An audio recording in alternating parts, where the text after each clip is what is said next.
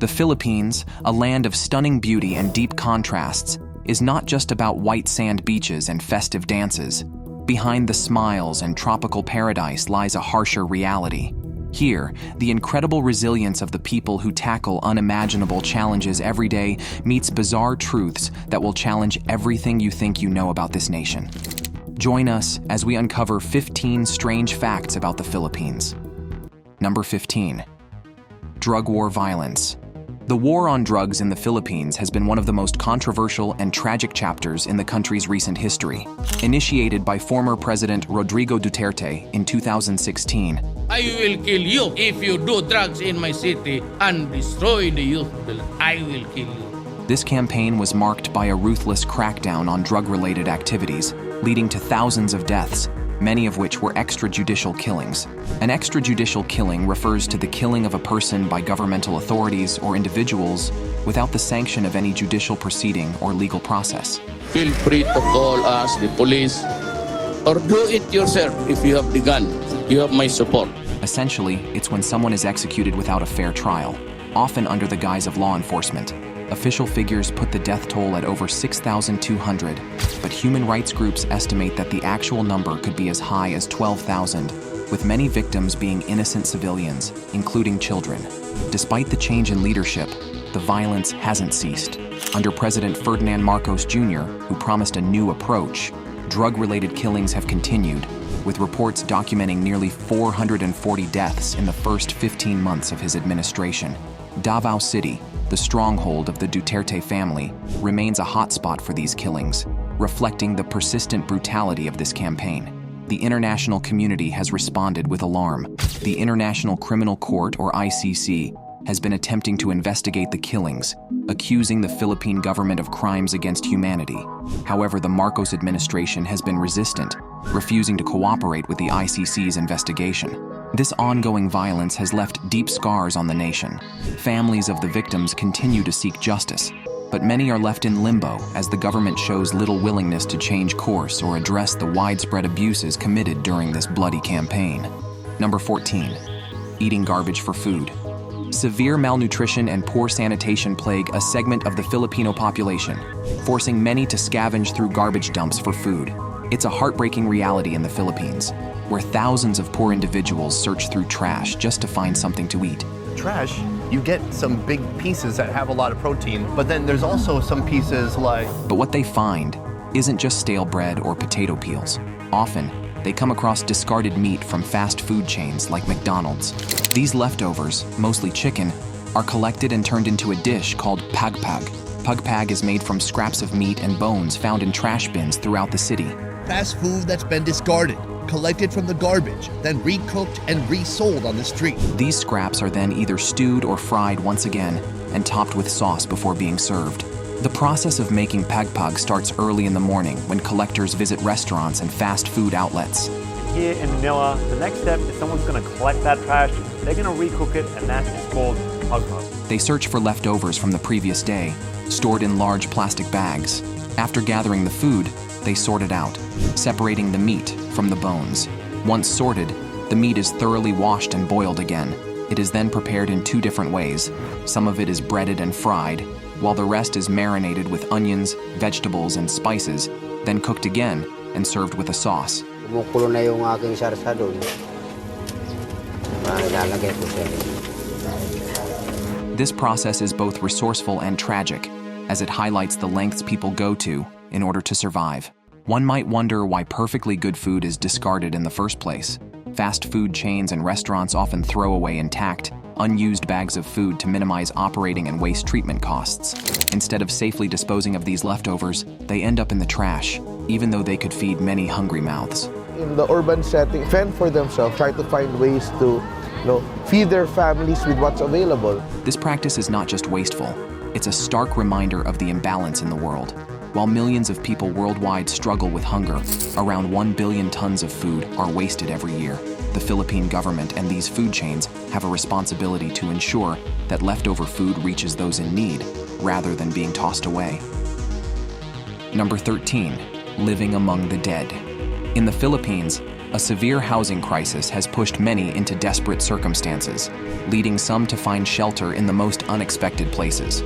One of the most striking examples is the Manila Cemetery, where numerous families have turned graves into their homes. We were able to borrow this place, a mausoleum, with the dead.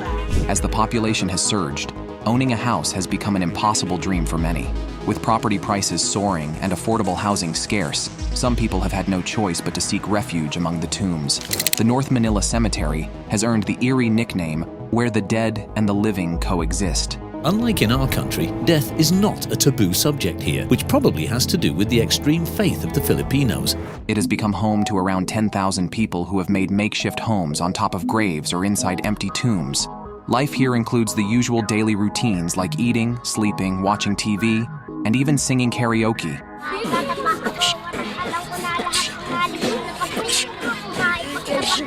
For some residents, living in the cemetery is a better option than staying in nearby slums.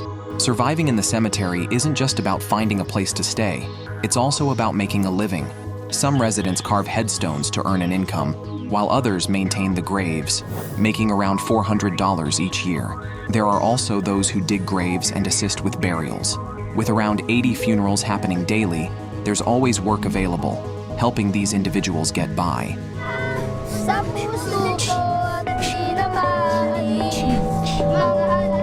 However, space within the cemetery has gradually become limited as the number of burials increases.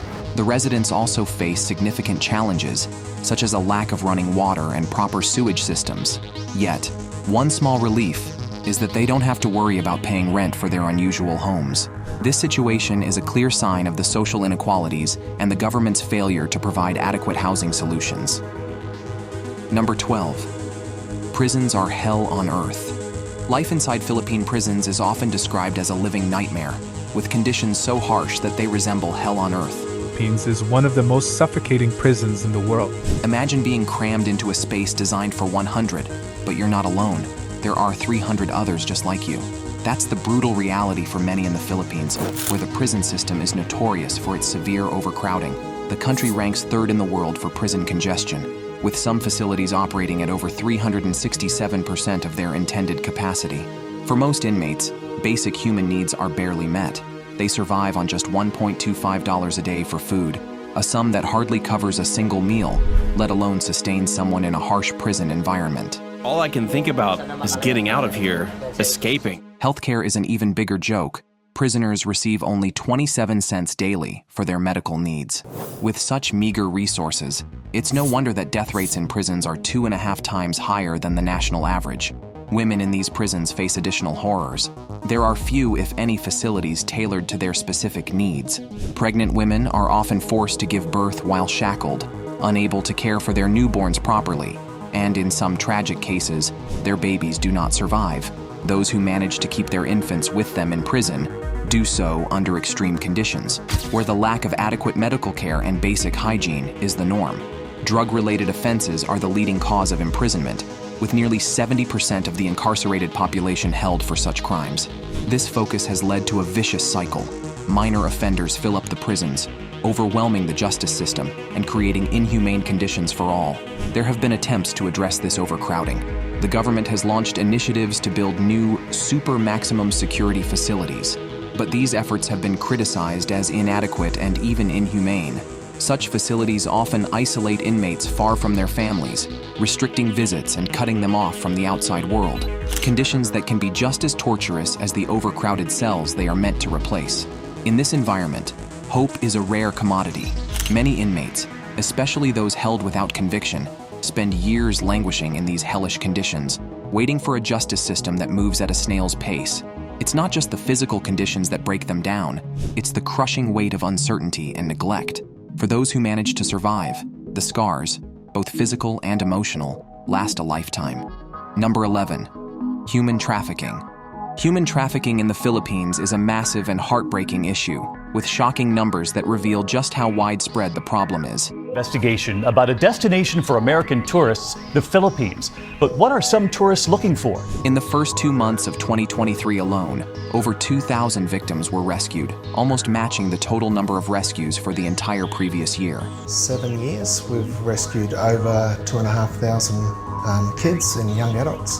This shows just how fast this dark industry is growing, taking advantage of the most vulnerable. The Philippines is, unfortunately, one of the top countries in the world for human trafficking.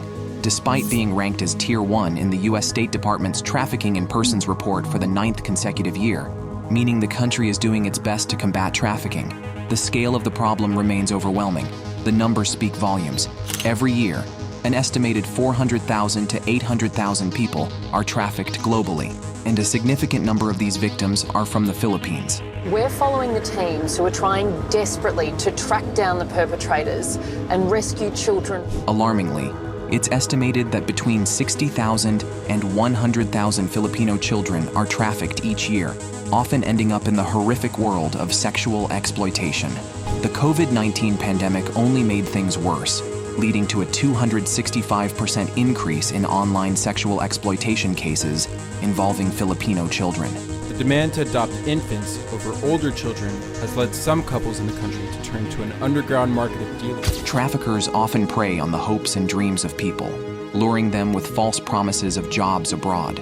But once overseas, these victims, many of whom are women and children, are forced into labor or prostitution, with their passports taken away to prevent them from escaping. The Philippine government has been fighting back, securing over 400 convictions in 2023 alone. But despite these efforts, the sheer size of the problem means there's still a long road ahead. Number 10. Constant earthquake threat. The Philippines is one of the most earthquake-prone countries in the world, and that's not an exaggeration. Nestled within the Pacific Ring of Fire, this archipelago experiences an astounding number of earthquakes each year. Night, the 7.6 earthquake created a series of powerful aftershocks. On average, the country faces around 13,000 quakes annually. That's about 34 earthquakes every single day, though many are too small to be felt by people. The constant shaking isn't just random. It's due to the Philippines' location at the convergence of several tectonic plates, including the Eurasian, Pacific, and Philippine sea plates. These tectonic boundaries are incredibly active, leading to frequent seismic activity. Some of these earthquakes are minor, but others can be powerful enough to cause significant damage and even trigger tsunamis. Over the past century, the Philippines has experienced a handful of massive earthquakes, including at least 3 with a magnitude above 8.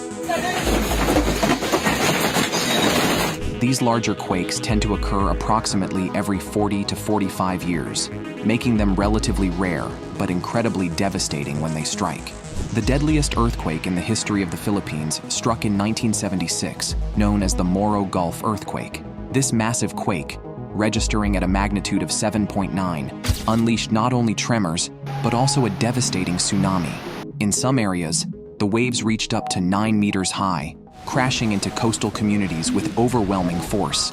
The death toll was staggering, with estimates ranging from 3,000 to 5,000 lives lost, though many locals believe the actual number was much higher.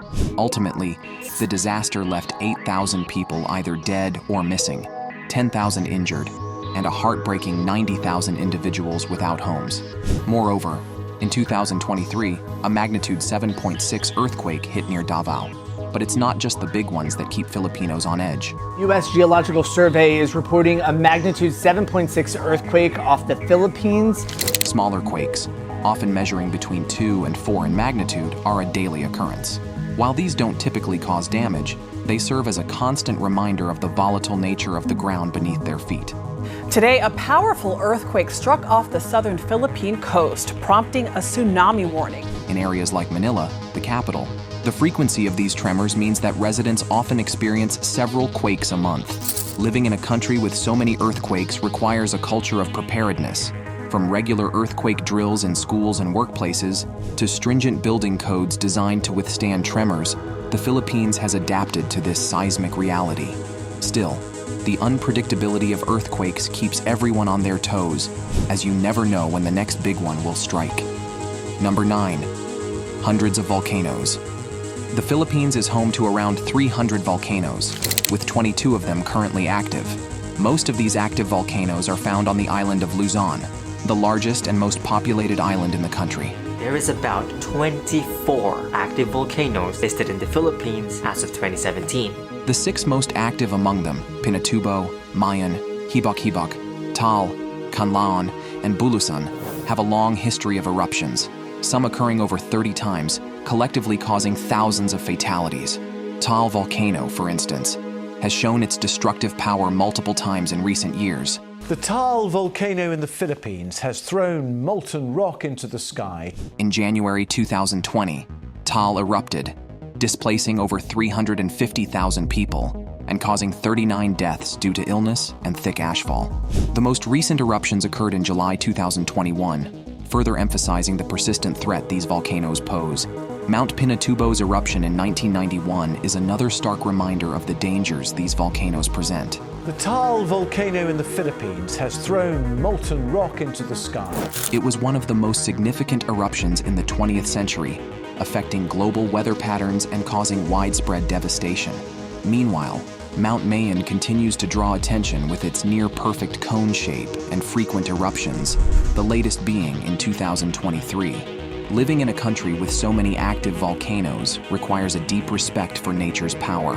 The Philippine Institute of Volcanology and Seismology plays a critical role in monitoring these volcanoes, providing warnings, and helping to prepare the population for potential eruptions. Despite the risks, these volcanoes are also a source of fascination and are deeply embedded in the culture and history of the Philippines. Number 8. Traffic and congestion. Navigating the streets of Metro Manila is no easy task. It's a daily struggle for millions of commuters and drivers alike. In fact, Metro Manila has the dubious honor of being ranked as having the worst traffic congestion in the world in 2023. It takes an average of 25 minutes and 30 seconds to travel just 10 kilometers in the city, and that's on a good day. Metro Manila had the worst traffic congestion among metropolises worldwide in 2023. During rush hour, speeds drop to a crawl, with vehicles averaging only 19 kilometers per hour. This congestion isn't just a minor inconvenience. It has serious consequences. The average motorist in Manila loses at least 117 hours per year stuck in traffic, not to mention the frustration and stress that come with it. The traffic also contributes to significant environmental damage, with each car emitting over 1,000 kilograms of carbon dioxide annually, much of it due to the endless hours spent idling on the roads. Also, the Japan International Cooperation Agency estimated that the traffic problem costs the country around $67 million per day. So why is traffic in Metro Manila so terrible? A big part of the problem is the sheer volume of vehicles. More than 3.6 million cars, motorcycles, and trucks are on the roads every day. This number far exceeds the capacity of the existing infrastructure, leading to bottlenecks at almost every turn. Additionally, public transportation options are limited and often unreliable. Some people have been waiting here for up to an hour. Pushing more people to use private vehicles. Efforts are being made to address this issue. The government is working on several large-scale infrastructure projects, including the Metro Manila subway and additional expressways, to help ease the congestion. Philippine transport authorities begin drilling for another station of the nearly 500 billion peso Metro Manila subway. There's also a push to promote alternative modes of transport, like biking and walking, with investments in bike lanes and pedestrian pathways. Number 7. Karaoke has a very strange history. Here.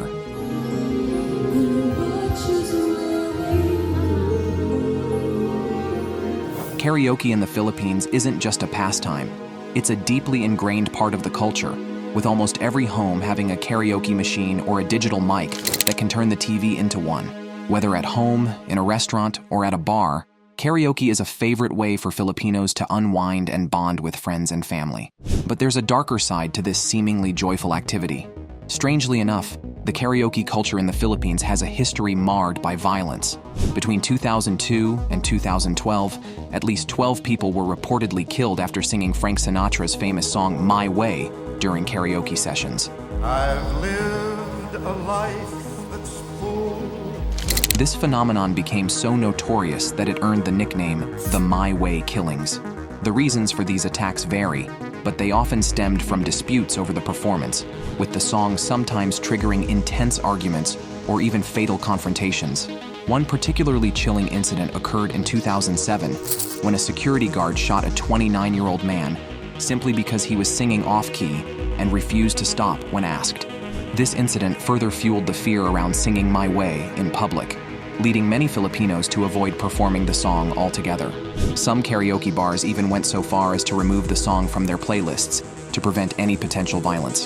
The combination of alcohol and karaoke, intended to loosen inhibitions and boost confidence, can sometimes lead to these unfortunate situations. What starts as a fun night out can quickly turn into a dangerous altercation if someone's singing doesn't meet the expectations of the audience. While these incidents are rare, they are a strange and tragic part of the country's rich karaoke history. Number 6. Texting capital of the world. In the late 1990s, something unexpected happened in the Philippines. Mobile phones started buzzing with an entirely new form of communication: text messaging. What began as a promotional gimmick quickly exploded into a cultural phenomenon, making the Philippines the texting capital of the world. By the early 2000s, texting wasn't just a way to chat with friends, it became a lifeline for Filipinos. With text messages costing just a fraction of voice calls, this affordable mode of communication resonated deeply with the budget-conscious and socially connected Filipinos. It wasn't long before texting became the go-to method for keeping in touch, organizing events, and even rallying for political change. During the 2001 EDSA revolution, text messages played a crucial role in mobilizing the masses, leading to the overthrow of President Joseph Estrada. Then came the corruption scandals that led to the end of his presidency. At its peak, Filipinos were sending a staggering 1,390,000,000 text messages daily. This was more than any other country in the world at the time, solidifying the Philippines' reputation as the global leader in SMS usage.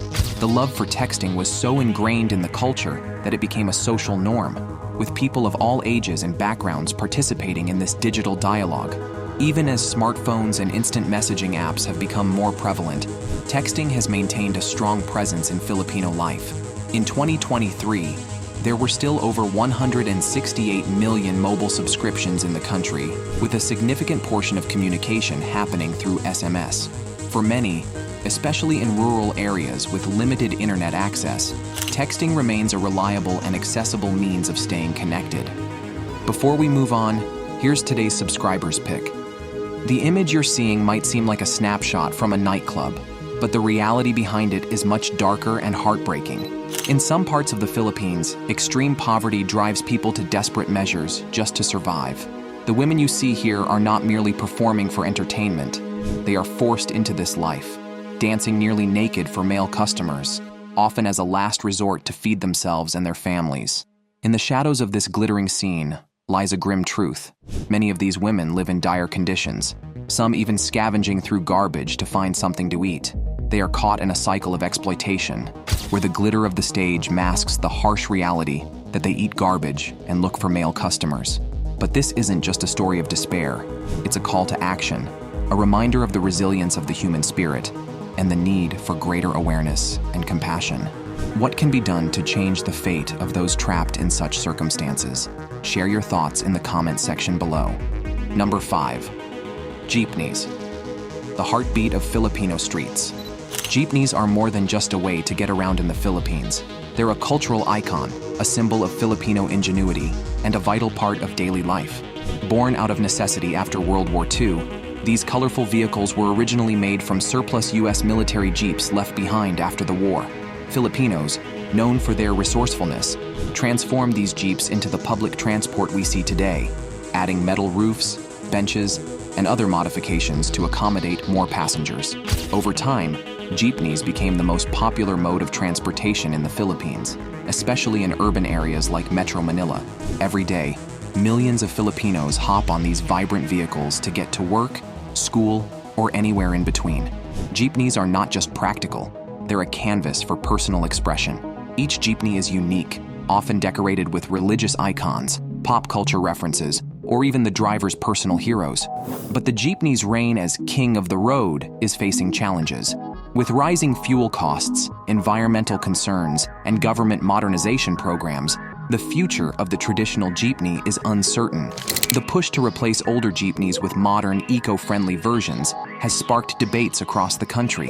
While some see it as a necessary step toward progress, others worry about the loss of a beloved cultural symbol and the impact on the livelihoods of drivers and operators. Number 4. Coconut King of the World. The Philippines is often hailed as the Coconut King of the world, and for good reason. This archipelago is one of the top producers of coconuts globally, with around 14 million metric tons harvested annually.